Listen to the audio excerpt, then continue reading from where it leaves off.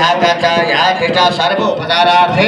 जलगंधाचल पुष्पं समर्पयामि नमो पल्लवे नमः ओम प्रार्थयेत अव्यं ब्रह्म वेदांत वेदो वदन्ति परप्रधान पुरुष ससानि वेशोद्गते कारणमेश्वरम्बा तस्मै नमो विघ्न विनाशनाय समुद्रावसना देवी पर्वतस्थण्डमण्डले विष्णुपद नमस्तो पादस्मात् समासुभिः भवप्रतवे नमो नमः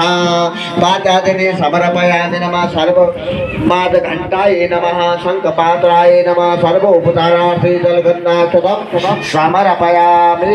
शङ्खं बाधित्वा घण्टं बाधित्वा हरिः ओम घण्टानादं करोमि